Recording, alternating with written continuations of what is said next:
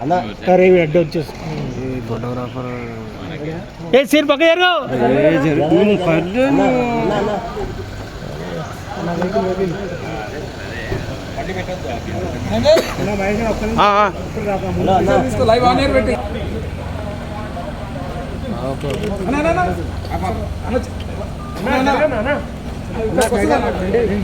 అరే అరే అరే అరే అరే అన్నా హలో హలో హలో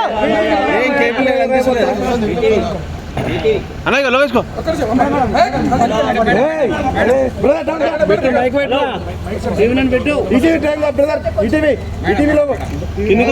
కింద కూర్చో వీరభద్ర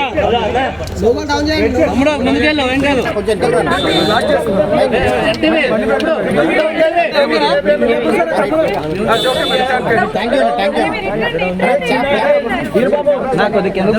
రాజశేఖర్ రెడ్డి గారి మనవడు వైఎస్ రాజారెడ్డి గారి పెళ్లి జరుగుతున్న సందర్భంలో చాలామంది ఇన్వైట్ చేస్తున్న రాజకీయ నాయకుల్ని, అందులో భాగంగానే చంద్రబాబు గారిని కూడా పెళ్లికొచ్చి వాళ్ళని ఆశీర్వదించాలని కోరడం జరిగింది. చాలాసేపు రాజశేఖర్ రెడ్డి గారి గురించి, వాళ్ళ ఫ్రెండ్షిప్ గురించి, వాళ్ళ రాజకీయ ఇనిషియల్ ప్రస్థానంలో జరిగిన విషయాల గురించి అన్నీ గుర్తు చేసుకున్నారు, మాకు గుర్తు చేశారు. చాలాసేపు మాట్లాడాం, చాలా సంతోషం అనిపించింది. వచ్చి ఆశీర్వదిస్తామని మాటిచ్చారు.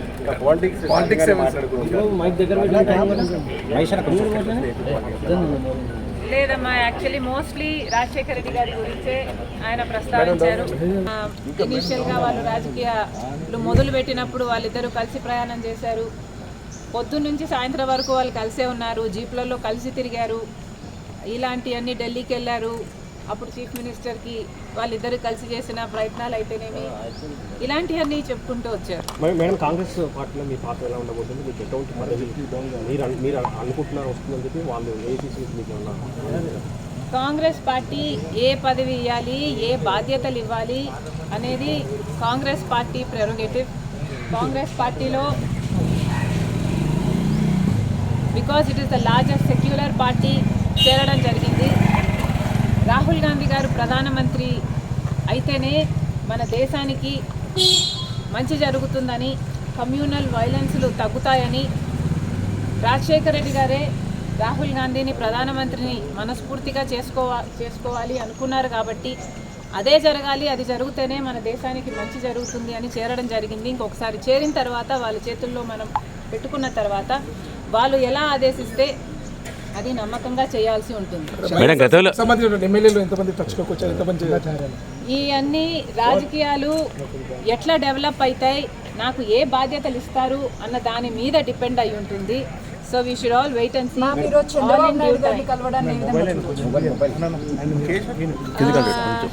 చంద్రబాబు గారిని చూడని ఏ విధంగా కలవడం ఏ విధంగా చూడొచ్చు అంటే, మామూలుగానే ఒక ఫ్రెండ్లీ ఎన్వైరన్మెంట్లో అందరం చూస్తే బాగుంటుంది. నేను లోకేష్ గారు ఒక ట్వీట్ నాకు రిప్లై చేశారు. ఆ సందర్భాన్ని కూడా రాజకీయంగా చూడకండి. చంద్రబాబు గారికి ఒక క్రిస్మస్ కేక్ మాత్రమే పంపడం జరిగింది. ఒక కేకే కదండి, ఆ కేక్ అంటే మేడం ఇప్పుడు మేడం ఈ చర్చ అంటే ఏంటంటే, ఆ కేక్ కూడా మేము ఒక చంద్రబాబు గారికే పంపలేదు, ఇక్కడ కేటీఆర్ గారికి, కవిత గారికి, హరీష్ రావు గారికి, ఇట్లాంటి వాళ్ళకు కూడా పంపడం జరిగింది.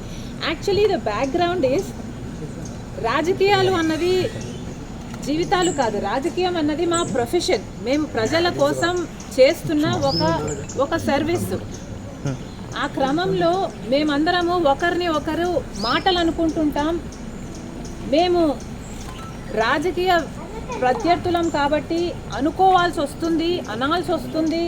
అలాంటి బిటర్నెస్, ఒక పండగ వస్తేనో ఏదైనా పెళ్ళి వస్తేనో వాళ్ళకు ఒక కేక్ పంపిస్తే ఆన్ అ ఫ్రెండ్లీ నోట్, పర్సనల్గా బిటర్నెస్ ఉండకూడదు, అందరం ఫ్రెండ్లీగా ప్రజల కోసం పనిచేయాలి అన్నది కాన్సెప్ట్. ఇప్పుడు కూడా చంద్రబాబు గారిని పెళ్లికి మాత్రమే పిలవడానికి వచ్చాము. ఇది పొలిటికల్ కానే కాదు. చంద్రబాబు గారు ఒక తెలుగుదేశం పార్టీకి నాయకుడు, నేను కాంగ్రెస్ పార్టీలో ఒక కార్యకర్తను. మాకు రాజకీయంగా ఏ లావాదేవీలు ఉండదో, ఉండకూడదో, ఉండబోవు కూడా. రాజశేఖర రెడ్డి గారు కూడా తన సొంత పిల్లల పెళ్లిళ్ళకు కూడా చంద్రబాబు గారిని ఇన్వైట్ చేయడం జరిగింది. చంద్రబాబు గారు కూడా రావటం జరిగింది, మమ్మల్ని ఆశీర్వదించడం జరిగింది. ఇదేమీ వింత కాదు, విచిత్రం కాదు. సో దీన్ని ఒక ఫ్రెండ్లీ ఎన్వైరన్మెంట్తో చూస్తే అందరికీ రాజకీయాల్లో షర్మిల పాత్ర ఉండబోదా? కాంగ్రెస్ పార్టీలో మనం పెట్టుకున్న తర్వాత కాంగ్రెస్ పార్టీ ఏ బాధ్యతలు అప్పగించినా ఆ బాధ్యతలు నేను నమ్మకంగా చేస్తానని ఆ రోజు చెప్పాను, ఈ రోజు చెప్పాను. మేడం ఫ్రెండ్లీ రాజకీయాలు మేడం మీరు ఫ్రెండ్లీ రాజకీయాలు కోరుతున్నారు. ఇప్పుడు అంతా ఫ్రెండ్లీ రాజకీయం ఉందా మేడం? ఒకవైపు మీ సోదరుడితో చంద్రబాబు నాయుడుకి వైరం ఉంది, మీరేమో రాజకీయాలు అలా ఉండకూడదు అంటున్నారు. ఎట్లా మేడం? Not condoning anything. ఇలా ఉన్నాయి రాజకీయాలు అని నేను మీకు చెప్పనవసరం లేదు, మీ అందరు కూడా చూస్తున్నారు. కానీ ఫ్రెండ్లీగా ఉండాలి. మనం అందరము కూడా ప్రజల కోసం ఉన్నాం. ఏ వేదిక అన్నది ప్రజలకు తెలుసు. ఏ ప్లాట్ఫామ్ని మనం ఎంచుకున్నా, ఏ పార్టీని మనం ఎంచుకున్నా ఉన్నది మాత్రం ప్రజల కోసం. సో ప్రజల కోసం నమ్మకంగా పనిచేద్దాం. పార్టీలు ఉన్నది, లీడర్లు ఉన్నది ప్రజల కోసం, స్వార్థం కోసం కాదు అన్నది నా అభిప్రాయం. చంద్రబాబు నాయుడుకి